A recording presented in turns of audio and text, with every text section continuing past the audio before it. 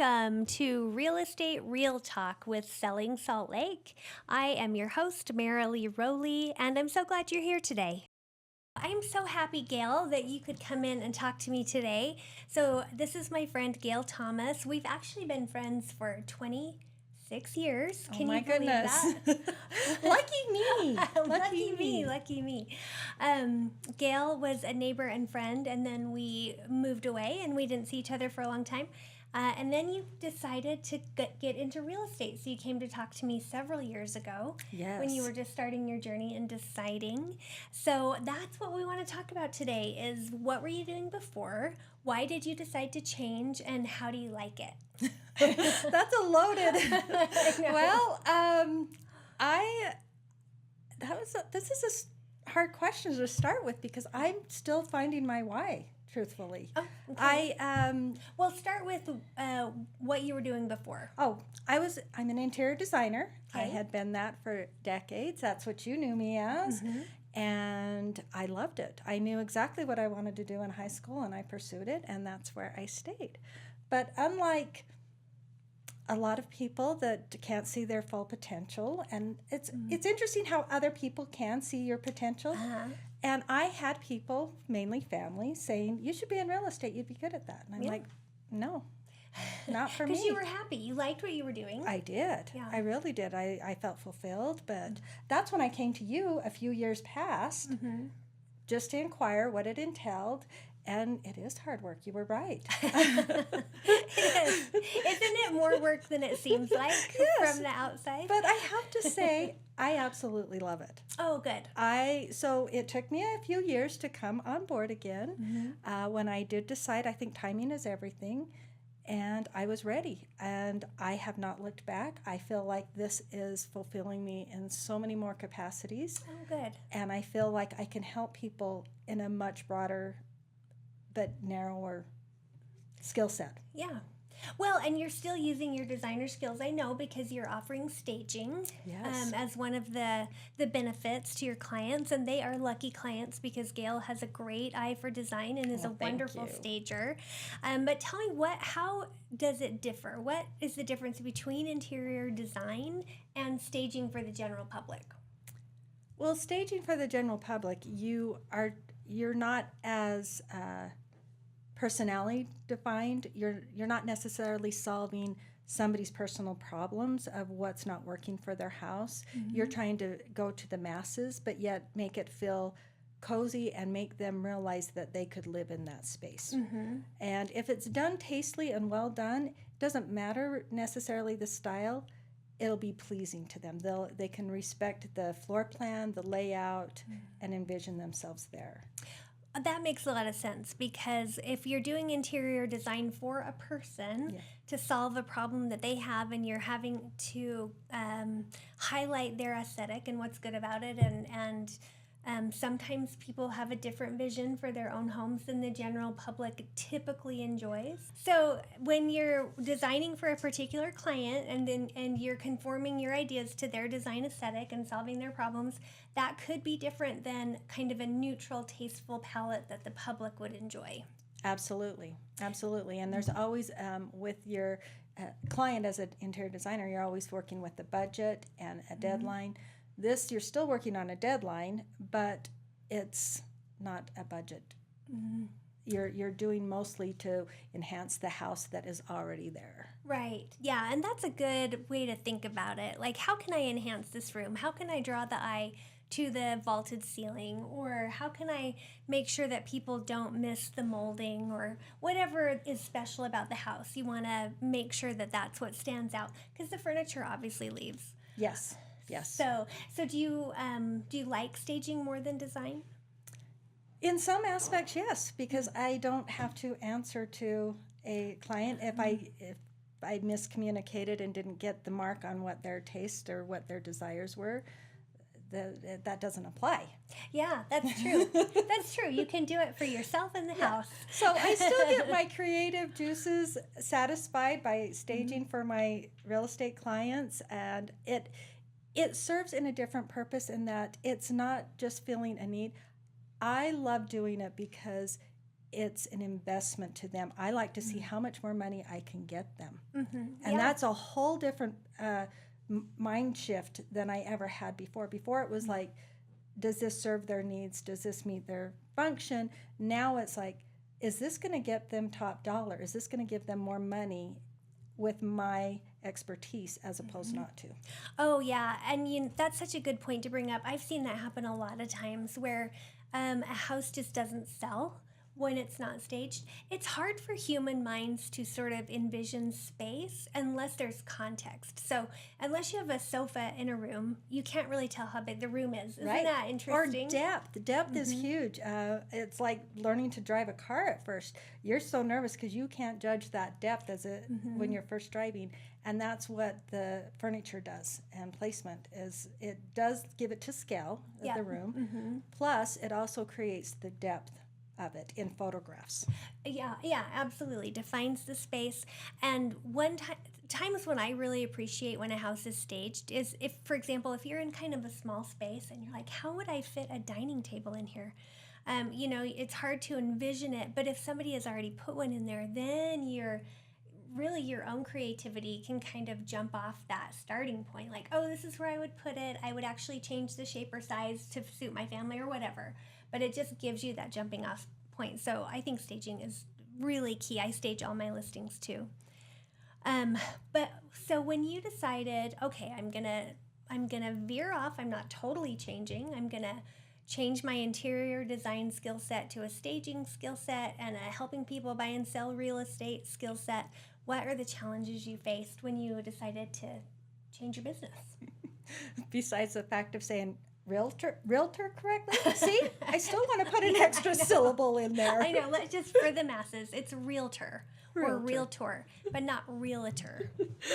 I still try to catch I know, myself. Everybody does it, yeah. So, yeah, that's probably the biggest one. No, the other thing would probably be time management. Oh, yeah? I thought the things, how you perceive it to go, does not happen ever. I thought I had my timing right of taming down my clientele and trimming it down of interior design and moving into real estate, but projects got delayed and put off.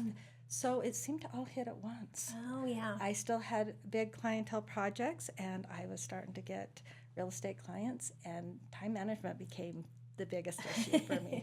You're working 20 hours a day thinking. Well, and you just don't want things to slip through the cracks. Right. I know. Because they're big mistakes. They're costly mistakes if you do. Yeah, that's for sure.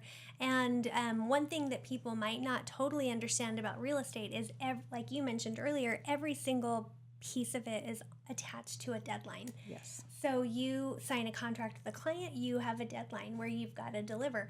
You sign clients sign contracts with each other, they have deadlines they have to deliver, and so you really have to be on the ball with the time is of the essence. So that must have been hard to be doing both things at the same time.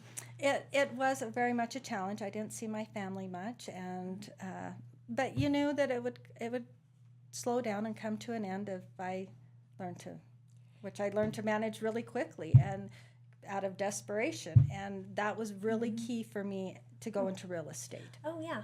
To make the switch. Just be like, okay, to be efficient, I've got to make the switch. Yes, and my job, our job, is to make sure that our clients don't miss those deadlines. Yeah, exactly. Because it is money to them. It is. It absolutely is. Well, okay.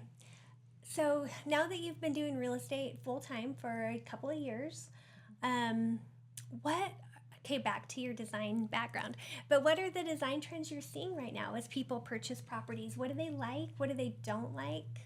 What do they not like? They still like open space concept, but they like organization. They want the detail in how they function, how they work, how everything has a place. Okay. Every item has a house. So I think that that's important, is that we want to have our space open, but it needs to be flexible. It needs to be more flex spaces, I believe. For instance, we need a room that maybe that they're looking for, maybe that's more enclosed private, even though they like the open, for whether it's for an office or a music room to hone their skills. They're looking for, I've noticed wallpaper's big. Yeah, Wallpaper is really big. People are wanting texture. Not necessarily, we have to be careful with the pattern of our wallpaper. Oh, I totally agree about the wallpaper. My husband and I just had 4 areas of our house wallpapered. And we have a great wallpaper hanger if you that's what makes it so easy now is it's okay to wallpaper. Before, if you wanted to remove it, you had to score it, you had to steam it. Now we've got the peel and stick. It's great. It comes off easily. So I think that people shouldn't be so afraid of that, but just keep in mind how busy your pattern is. The reason why people want wallpaper is for texture. You can get it in other ways. You can layer rugs, get the aesthetics there. The other thing that I think that I'm seeing is tall baseboards. Yeah. If you're going to spend some money, tall baseboards are really a pop and a wow factor. Yeah. So is doing lighting, replacing your lighting, your standard lighting, and also I would say your hardware, your fixtures, cabinet hardware. That really goes a long way if you have some extra money to spend. To update a space. Yes. Yeah. Okay, those are great tips. In the design space, what would you say are some easy and affordable things that people can do just to get their house ready to go on the market? In addition to what we said about the light fixtures, and I would say paint, obviously. Paint toward, so I'm noticing people are getting away from gray and cool tones and moving more into warm tones. Have you noticed that? Yes, big. And they're going moody. People are getting braver with their bold colors. I wouldn't do it everywhere. Yeah. I think they need to be careful with accent walls. I would say if you don't understand it, stay away from it. Oh, okay. Yeah, keep it neutral on the paint. I think molding goes a long ways. If there is a place to add architectural element to a home, molding would be great. And that doesn't cost a lot. Now it's more of the streamlined, just a flat without any detail to the molding. Yeah. That wainscot is good. Those are big trends. The other thing that I think that would be an easy cost, well, and back to paint, is make sure your touch-ups are done. Oh, yeah. Yes. Small repairs, if that's all you can do, that's going to go farther than trying to add new. Yeah, I agree. Paint makes a big difference, and chips in paint are an issue. And don't get caught up in the, oh, my child had stickers all over their wall and I peeled them off and it peeled off the paint, so I'm touching up every little place where the sticker was. Just paint that wall. That whole wall needs to be painted. They will find out they will be repainting it anyways because you do a color match and maybe the sheen's off or something. Yes. Just repaint it off. Just paint that wall. Yeah. Okay, I totally agree. Okay, so I'm going to go out on a limb here and say, to stay current with trends in both industries, people just need to call you. Get your opinion. Yes, they do. They do. I stay on top of it. I stay educated. I stay focused on both. I don't think that, one and done learning. Don't believe in that. So, yes. That's great. Definitely. Yeah. Well, Gayle, I've always admired your kind heart and your hustle. So well done. You're killing it in real estate. I know you're a very talented designer and stager. So great job. Keep it up. And everybody, we'll put Gayle's information on the podcast so everybody can see how to get a hold of her. But she's amazing. Take my word for it. Well, it takes one to know one.